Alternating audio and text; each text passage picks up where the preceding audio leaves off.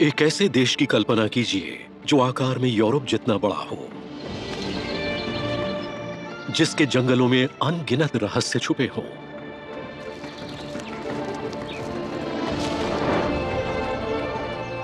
जहां दंत कथाओं जैसी जानवरों की पीढ़ियां अपनी विरासत को बचाए रखने के लिए जूझती हों।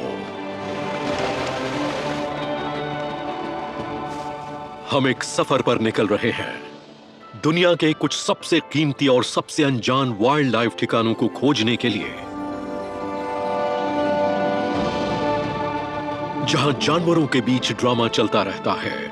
ऐसे शानदार ऊंचे पठारों और रहस्यमयी पहाड़ों से लेकर दुर्लभ, हैरान करने वाले और मायावी जीवों से भरे जंगलों तक, खतरनाक मैदानों से लेकर जिंदगी से भरपूर दलदली इलाकों तक, चीन के जंगलों का राज खोलने का वक्त आ गया है।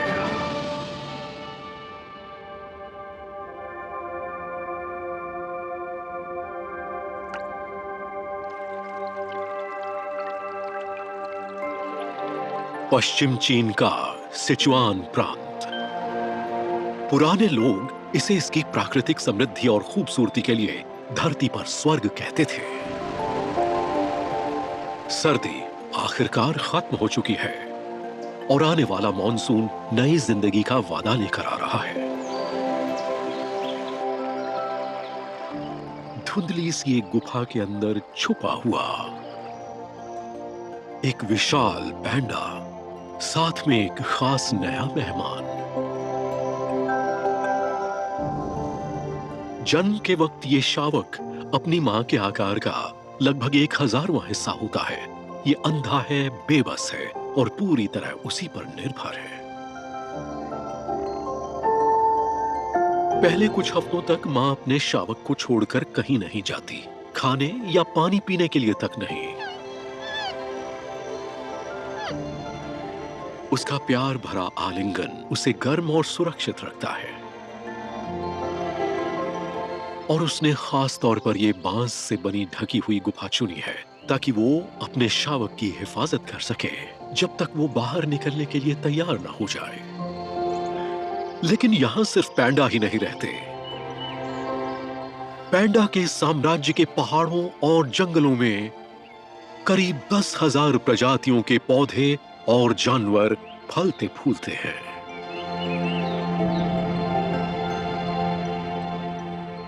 चाइना's wild secrets, the pandas kingdom. Panda का साम्राज्य सिचुआन पहाड़ों के बीच बसा हुआ है और यहाँ न ज्यादा ठंड पड़ती है और न ही गर्मी। इसकी समृद्ध और उपजाऊ जमीन खाने की मशहूर चीजों से लेकर दुनिया के सबसे विविध जीव जंतुओं और वनस्पतियों से भरपूर जंगलों तक सब कुछ पैदा करती है। और ये जंगल बड़े और छोटे हर तरह के जीवों के लिए रहने का आदर्श माहौल देते हैं। एक लाल सफेद गिलहरी ये पेड़ों के ऊपर पैदा हुई है और ऊंचाई वाली जिंदगी के लिए पूरी तरह ढली हुई है। यहां पेड़ों में छोटे छोटे खोखले हिस्सों की भरमार है। छोटे रोडेंट्स के लिए बेहतरीन रहने की जगह, वो भी शानदार नजारों के साथ। ये युवा गिलहरी जिज्ञासा से भरी हुई है। ये बाहर निकलकर खोजबीन करने के लिए बेचैन है, लेकिन इसे थोड़ा इंतजार करना होगा। अभी ये सिर्फ 4 महीने की है और इसने अब तक घर छोड़ा ही नहीं है। लेकिन इसकी मां का दूध हाल ही में कम होने लगा है और जल्द ही इसे खुद खाना ढूंढना सीखना होगा।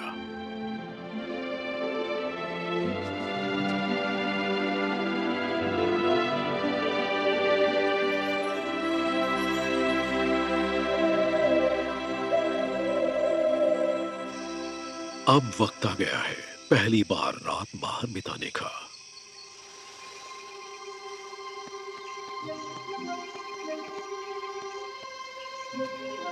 रात में रहने के लिए खास तौर पर ढली हुई गिलहरी की शानदार नाइट विजन उसे जंगल को सुरक्षित तरीके से देखने में मदद करती है और दूसरे निशाचरों का दूर से अंदाजा लगाने में भी।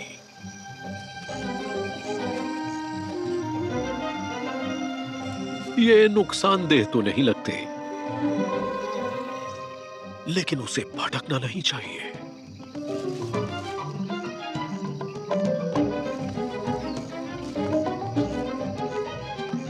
आखिरकार ये एक खाने की तलाश वाला सफर है।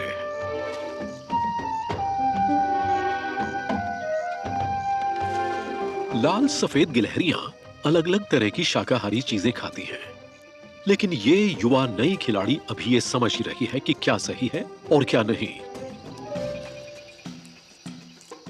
ये टहनी उतनी भी कुछ खास नहीं है, लेकिन थोड़ी ही दूरी पर कुछ बहुत ज्यादा लुभावना है। जंगली तेंदुफल या अमर फल, बिल्कुल पके हुए। विटामिन और शुगर से भरपूर ये स्वादिष्ट फल एक पौष्टिक खाना बन सकते हैं, बशर्ते कि वो वहां तक पहुंच सके। हाल ही में दूध छुड़ाई गई गिलहरी के लिए ये आसान चुनौती नहीं है।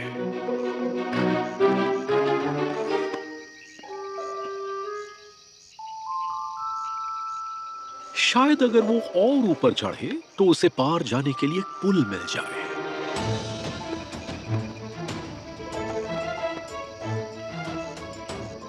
अपनी जिंदगी का लगभग पूरा हिस्सा पेड़ों पर बिताने वाली ये गिलहरियां बेहतरीन चढ़ाई करने वाली होती हैं।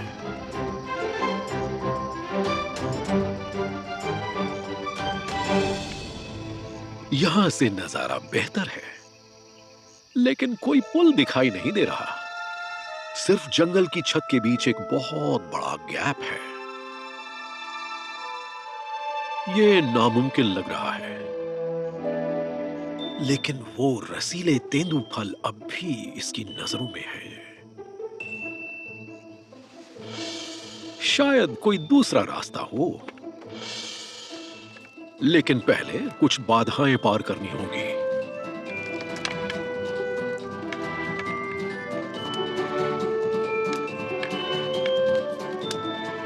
फल रस भरे लग रहे हैं और दूरी भी पार करने लायक लगती है।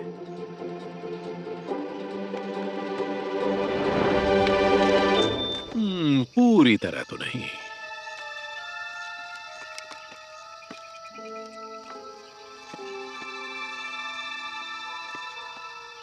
लेकिन जब सामने स्वादिष्ट खाना हो तो ये युवा गिलहरी इतनी आसानी से हार नहीं मानने वाली।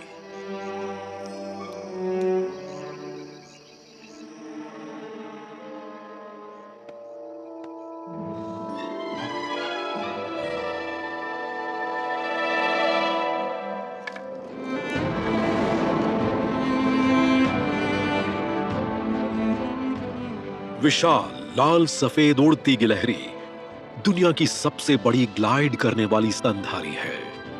एक ही उड़ान में 50 मीटर से ज्यादा दूरी तय करने में सक्षम। और ये पहुंच गई।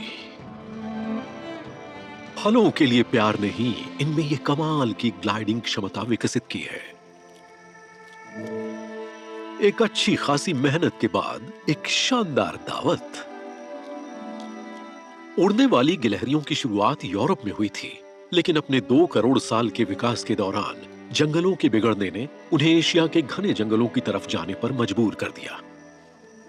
और यहाँ के जंगल जो 70% पेड़ों से घिरे हैं, ये इनके लिए सपनों जैसा घर है। अब वक्त है सोने का।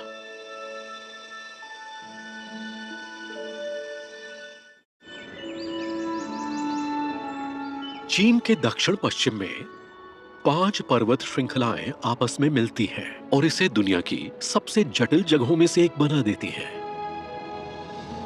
हर शानदार चोटी जमीन को अलग अलग और विविध आवासों में बांट देती है। यहां एक ही पहाड़ में वाइल्ड लाइफ की जबरदस्त विविधता हो सकती है।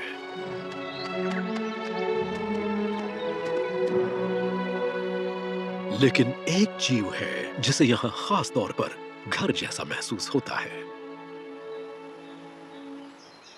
अब कुछ महीने का हो चुका ये पैंडा शावक भले ही सब काम धीरे धीरे कर रहा हो, लेकिन ये तेजी से बड़ा हो रहा है और इसे बहुत कुछ सीखना है, खासकर ये कि पेड़ों पर कैसे चढ़ना है ताकि ये शिकारियों से सुरक्षित रह सके।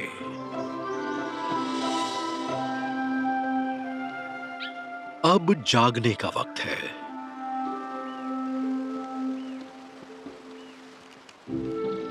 इसके दांत अब निकलने लगे हैं और इसके नए दांत दुनिया को परखने के लिए जरूरी औजार साबित हो रहे हैं।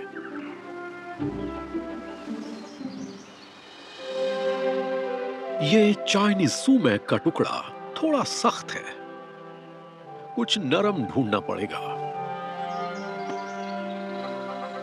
आगे और ऊपर शायद एक छोटी टहनी ज्यादा मुलायम हो।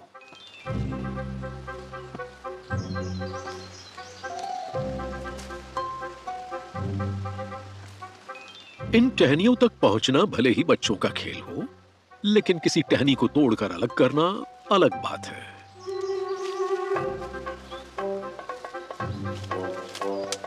कर दिखाया। जायंट पैंडास अपने दूध के दांत लगभग 7 महीने की उम्र में गिराना और बदलना शुरू कर देते हैं। जैसे जैसे इसके नए दांत विकसित हो रहे हैं, इस शावक को उन्हें जीवन भर कठोर बांस चबाने के लिए तैयार करना होगा। भले ही वो अब भी सीख रहा है, लेकिन मैच्योरिटी के कुछ निशान दिखाने भी लगा है। खोज खत्म, लेकिन अब यहां से नीचे कैसे उतरे? ये जितना लगा था उससे कहीं ऊंचा दिख रहा है।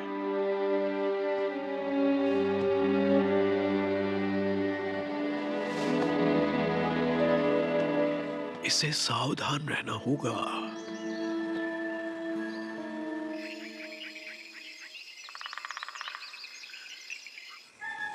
ऊपर चढ़ना हमेशा नीचे उतरने से आसान होता है, खासकर अंधेरे में। शाम ढल रही है और इसे खाने के लिए घर जाना है।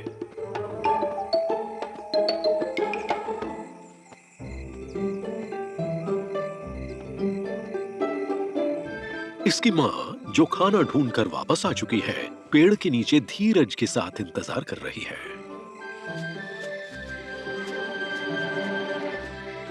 अब गले लगने का वक्त है। इसकी मां की बाहों से बढ़कर इसे कुछ भी सुकून नहीं देता।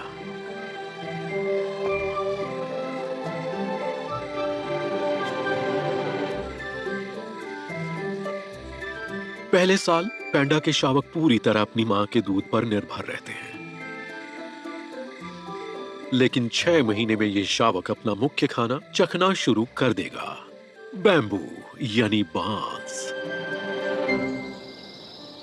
भले ही चीन में बांस की प्रजातियां दुनिया में सबसे ज्यादा हों, लेकिन नखरीले पैंडा को 10 में से 1 ही पसंद आती है। 1500 मीटर से ऊपर की ऊंचाइयों पर यहां दक्षिण पश्चिम चीन के पहाड़ों में बांस खूब फलता फूलता है। बसंत की बारिश दुनिया के सबसे तेजी से बढ़ने वाले पौधों और बांस के अंकुरों को बढ़ावा देती है। हैरान करने वाली रफ्तार से रोज 30 सेंटीमीटर बढ़ते हुए ये सिर्फ 2 हफ्तों में पूरी तरह बड़े हो जाते हैं। नए पौधे ज्यादा स्वादिष्ट होते हैं, ज्यादा पौष्टिक होते हैं और पुराने पौधों की तुलना में पचाने में आसान होते हैं, इसलिए वो वयस्क पैंडाओं की पसंदीदा चीजों में सबसे ऊपर रहते हैं। पैंडा शायद करीब 20 लाख साल पहले तक मांसाहारी रहे होंगे, फिर वो मुख्य रूप से शाकाहारी बन गए। नई रिसर्च बताती है कि वो करीब 5000 साल पहले सिर्फ बांस खाने पर पूरी तरह शिफ्ट हो गए।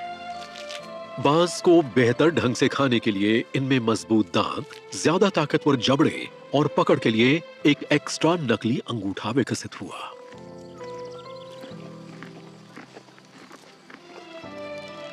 पैंडा की नजर काफी कमजोर होती है, इसलिए वो अक्सर अपनी मजबूत सूंघने की क्षमता पर भरोसा करते हैं। शावक ने कुछ ताजा सा सूंघ लिया है। क्या हो सकता है?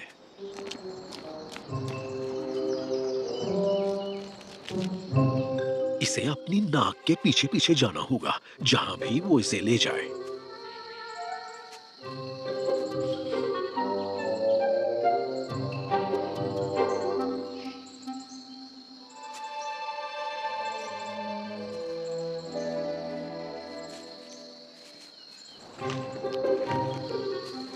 मिल गया। इन फेंके हुए बांस के खोल से इतनी तेज गंध आ रही है कि शावक भटक गया है। लेकिन ये बचे खुचे टुकड़े निगलना थोड़ा मुश्किल है। चलिए वापस असली स्रोत की तरफ चलते हैं।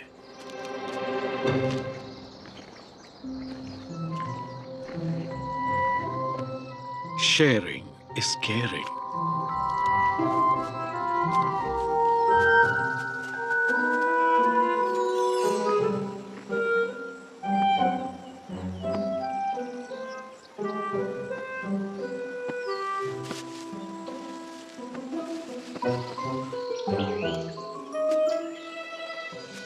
खाना ढूंढना सीखना पैंडा की जिंदगी के लिए बहुत जरूरी है, और माँ हमेशा आसपास नहीं रहेगी कि वो उसकी मदद कर सके।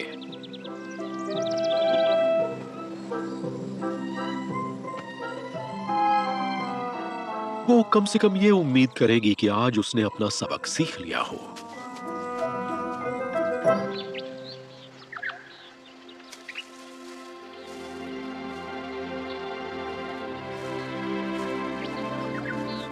कुछ महीने बाद ये बांस खाने की कला में माहिर हो चुका है। ये एक पक्का संकेत है कि ये वयस्कता के करीब आ रहा है। इसकी मां जल्द ही इसे छोड़ देगी, और तब ये जंगल के भरोसे ही होगा। हजारों सालों में ये विशाल पैंडा, जो कभी पूरे चीन में पाए जाते थे, दक्षिण पश्चिम की तरफ सिमट गए और 30 से ज्यादा अलग थलग समूहों में बंट गए। 2020 में स्थापित जायंट पैंडा नेशनल पार्क ने आखिरकार इन पैंडा द्वीपों को फिर से जोड़कर एक विशाल साम्राज्य बना दिया, जो इन शानदार जीवों के लिए बिल्कुल फिट है। कई दूसरी प्रजातियां भी यहां फलती फूलती हैं, एक ऐसे सुरक्षित क्षेत्र में जो येलोस्टोन नेशनल पार्क के आकार से 3 गुना से भी ज्यादा है। जिंदगी उन जगहों पर भी अपना रास्ता बना लेती है जहां इसकी बिल्कुल भी उम्मीद नहीं होती। 3000 मीटर की ऊंचाई पर मजबूत कॉनिफरस जंगल भी संघर्ष करते हैं, बंजर चट्टानों और रेतीली मिट्टी में तब्दील हो जाते हैं। और फिर भी कठोर हालात के बावजूद कई दुर्लभ और अनोखे पौधे इन ऊंचे पहाड़ों में फलने फूलने में कामयाब रहे हैं।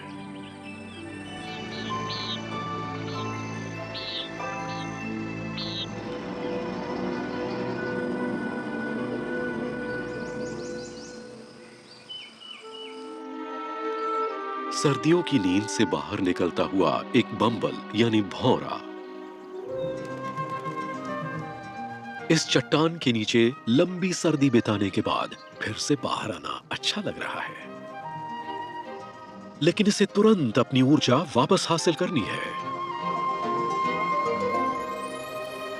यहां का जमा देने वाला तापमान ज्यादातर कीड़ों को दूर रखता है, लेकिन भौंरा अपने मोटे फर और मजबूत शरीर की वजह से यहां काफी आराम से रहता है। इसके पास खाने के लिए कई फूल हैं, लेकिन एक खास फूल ने इसका ध्यान खींच लिया है।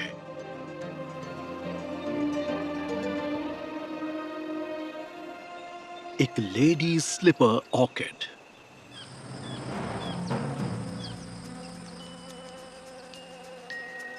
एक जबरदस्त खिंचाव इसे इस शानदार फूल की तरफ ले आता है। इसका प्रवेश द्वार काफी लुभावना लगता है।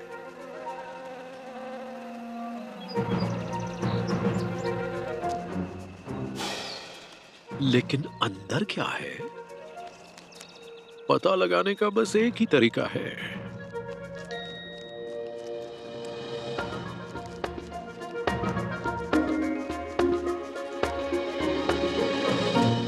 अरे बाप रे, फंस गया। ऊर्जा बचाने के लिए लेडी स्लीपर ऑर्किड कोई नेक्टर या खुशबू नहीं बनाता। उसने ऐसा आकार विकसित किया है जो भंवरों के घोंसलों की खाली जगहों से काफी मिलता जुलता है, जिससे वो भंवरों को बहुत आकर्षक लगता है। लेकिन भौरा, जो अब बाहर निकलने के लिए बेचैन है, ये समझ जाता है कि ऑर्किड की फिसलन भरी दीवारों पर चढ़ना जितना आसान लगता है उतना है नहीं। वो अब थकने लगा है, उसे जल्दी ही कोई रास्ता ढूंढना होगा। एंट्रेंस के सामने एक दीवार है जिस पर छोटे छोटे बालों की परत है। कोशिश की जा सकती है। बाहर निकलने का रास्ता थोड़ा तंग हो सकता है, लेकिन कम से कम यहां पकड़ के लिए कुछ जगह तो है।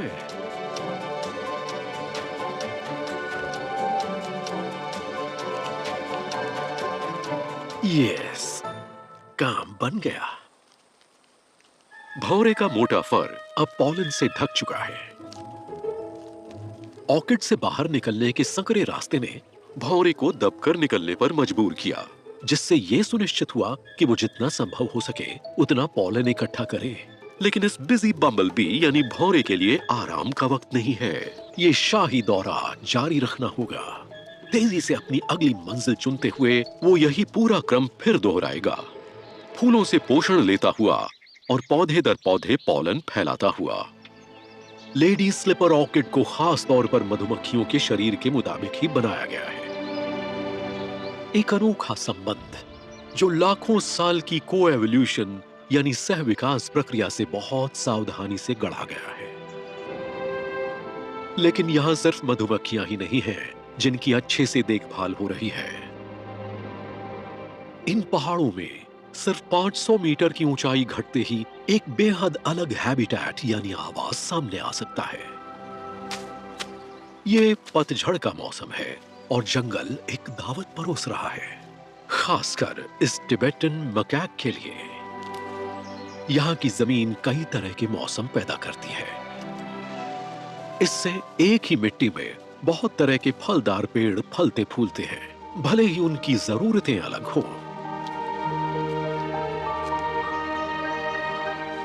और इसका फायदा सिर्फ बंदरों को ही नहीं मिलने वाला।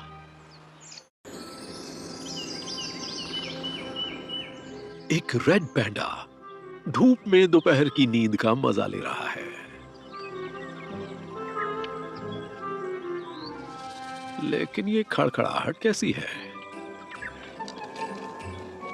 इसी पेड़ पर एक शरारती चोर फल चुरा रहा है।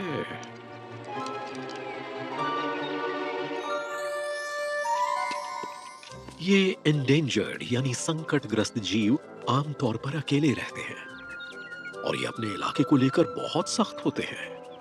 लेकिन इन सुरक्षित जंगलों में सबके लिए काफी खाना मौजूद है।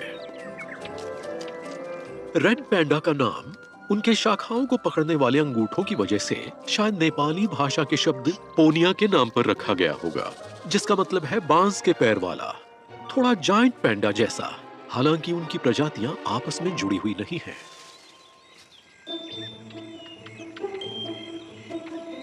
लेकिन रेड पैंडास ही अकेले नहीं हैं जिन्हें रोवन बेरीज पसंद हैं।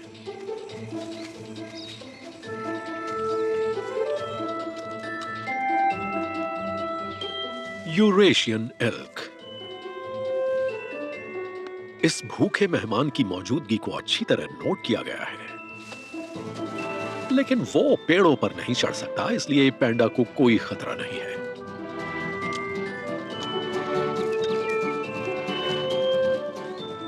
लेकिन खाने के लिए हमेशा चढ़ना ही तो जरूरी नहीं होता।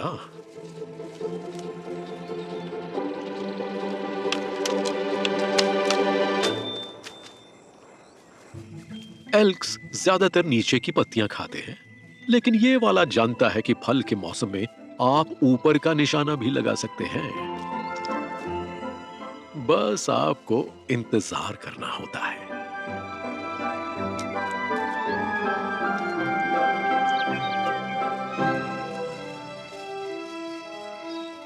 रेड पैंडास ज्यादा सब्र वाले जीव नहीं होते।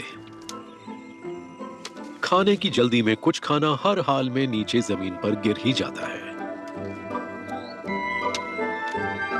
और एल्क के लिए ये बहुत बढ़िया मौका है।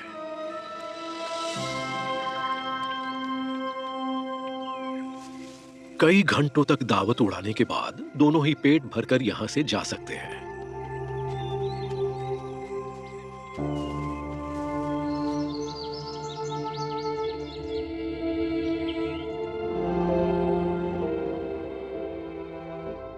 उत्तर पूर्व में शैनशी प्रांत में दुनिया के सबसे प्राचीन पक्षियों में से एक रहता है, क्रेस्टेड आइबिस।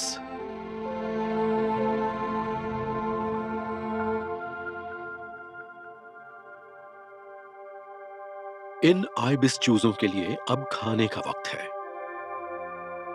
ये दिखने में बड़े लग सकते हैं, लेकिन ये अभी भी खाने के लिए अपने माता पिता पर निर्भर हैं। आइबिस पक्षी आमतौर पर एक बार में 1 या 2 बच्चों को ही जन्म देते हैं।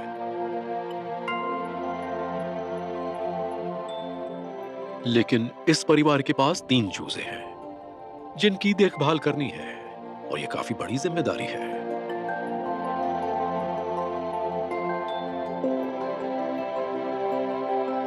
लेकिन इन्होंने अपना घोंसला बिल्कुल सही जगह पर चुना है, जहां बहुत सारी काम की सुविधाएं बस एक छोटी सी उड़ान की दूरी पर हैं।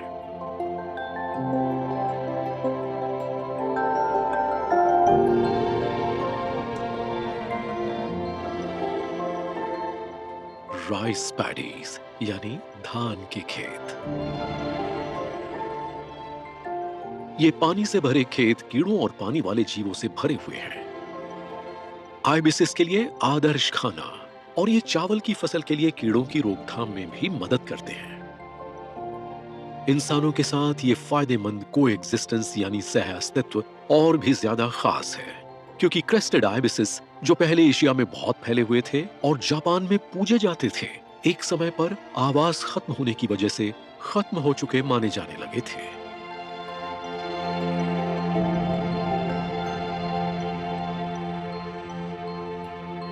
साल 1981 में पूरे चीन में 3 साल की खोज के बाद दुनिया के आखिरी 7 जंगली पक्षी इसी पहाड़ी इलाके में मिले थे। भले ही वो अब भी संकटग्रस्त हैं, लेकिन यहां उनकी आबादी ने हैरान कर देने वाली वापसी की है।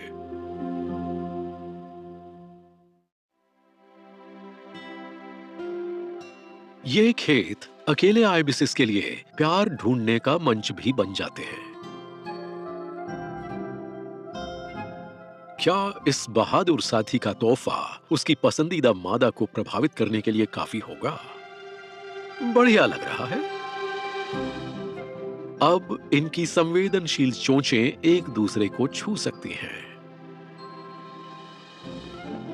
और आखिर में एक तालमेल वाला डांस ये पक्का कर देता है कि प्यार का जज्बा दोनों तरफ है।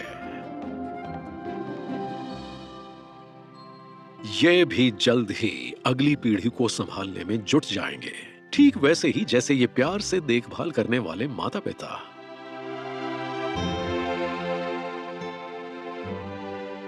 पांच 500 से ज्यादा क्रेस्टेड आइबिस परिवार भरपूर राइस पैडीज की वजह से आकर्षित होकर यहां अपना घर बना चुके हैं, सिंगलिंग माउंटेन्स के जंगलों वाले इलाके के पास इस खास मैदान में। और चीन के ऊंचे इलाकों में शरण पाने वाले वो अकेले नहीं हैं। दक्षिण में सिचुआन की नीचे वाली नदी की घाटियों में वातावरण नम और चिपचिपा है। यहां गर्मी जल्दी आ चुकी है, नमी का स्तर बढ़ रहा है और बारिश की तैयारी हो रही है।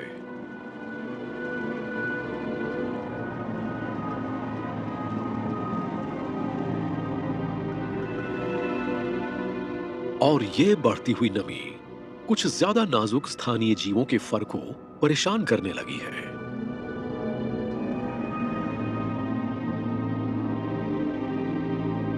टॉकिन एक अनोखा जानवर जो गाय जैसा बना है, लेकिन इसके खुर, सींग और दांत बकरी जैसे हैं। इन सुरक्षित जंगलों में संकटग्रस्त होने के बावजूद इनके प्राकृतिक शिकारी लगभग नहीं के बराबर हैं।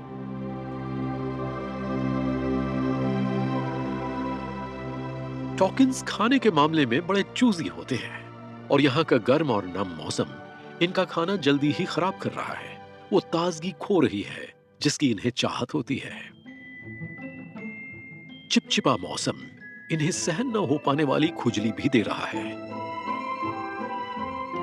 अब जब जोर की खुजली छिड़ जाए तो खुजाना ही पड़ता है।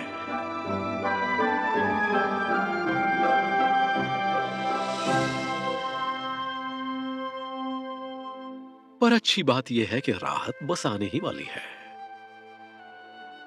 बारिश का मौसम करीब ही है।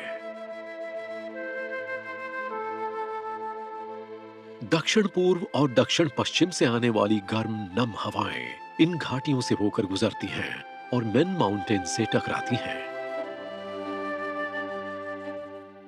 ये ऊंची बाधाएं नमी को रोककर जमा कर लेती हैं। गर्मियों में यहां सामान्य से 3 गुना ज्यादा बारिश होती है और इसका लाभ सिर्फ जंगलों को ही नहीं मिलता। ऊपरी यांगजी नदी की ये सहायक धारा लगभग लगातार होने वाली बारिश से भर जाती है, जिससे उसका बहाव तेज और अधिक शक्तिशाली हो जाता है।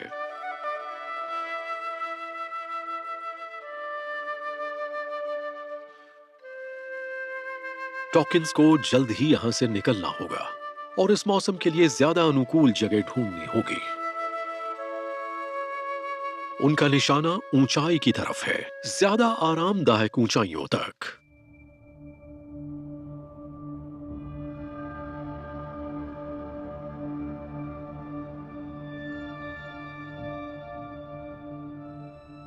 लेकिन ये तेज बहती नदी इनके रास्ते में खड़ी है।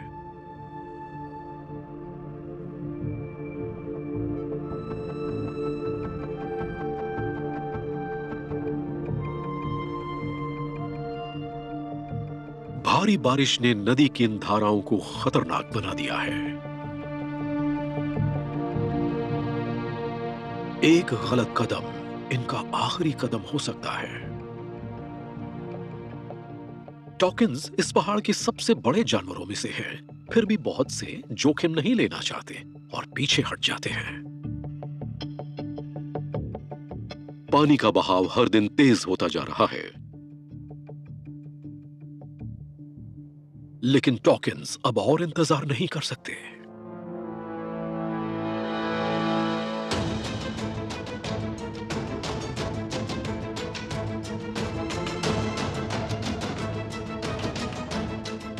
करीब 350 किलो वजन वाले टॉकिन्स हैरान करने वाली फुर्ती रखते हैं और मजबूत तैराक भी होते हैं।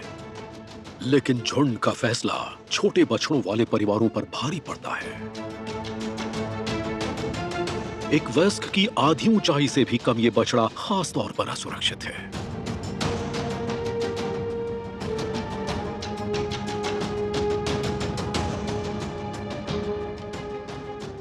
मेन ग्रुप पहले ही पार जा चुका है और अब इनके पास कम वक्त बचा है।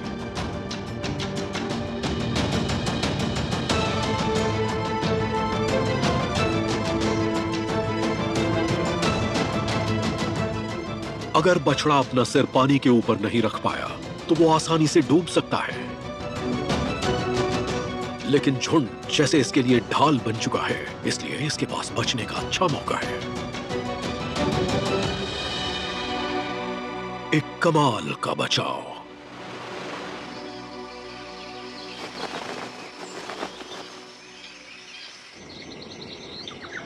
टॉकिन्स की आखिरी मंजिल क्या है? ये ऊंची पहाड़ी चोटियां।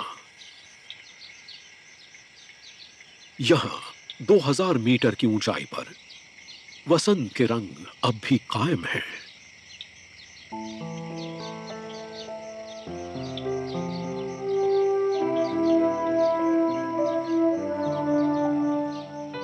हर साल इस मौसम में दूर दूर से टॉकिन्स यहां चुपचाप एक साथ जुटते हैं। इन ऊंचे पहाड़ों में हवा ठंडी होती है और घास हरी और ताजा। माना जाता है कि लाखों साल पहले पहली बार उभरने वाले ये प्राचीन जीव अपने शानदार परिवेश के साथ तालमेल में विकसित हुए हैं, जो है ये पहाड़। अलग अलग इलाकों में रिसोर्सेस साझा करके ये पहाड़ स्थिर और हैरान कर देने वाले अलग अलग इकोसिस्टम बनाते हैं। धरती की कुल जमीन का सिर्फ 5वां हिस्सा होने के बावजूद पहाड़ लगभग आधी जमीनी प्रजातियों को सहारा देते हैं, जिनमें से कुछ सबसे असुरक्षित भी शामिल हैं। औसतन 20 साल की उम्र तक जीने वाला ये 18 साल का पेंडा अब उम्र दराज होने लगा है। इसके दांत बहुत घिस चुके हैं, लेकिन फिर भी सर्दियों में इसका साम्राज्य इसे तमाम जरूरी चीजें देता रहता है, इसे आगे बढ़ने के लिए प्रेरित करते हुए।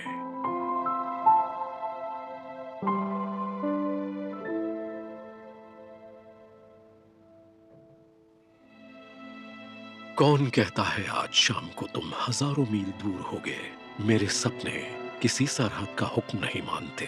तांग वंश के कवि सुएताओ का कथन।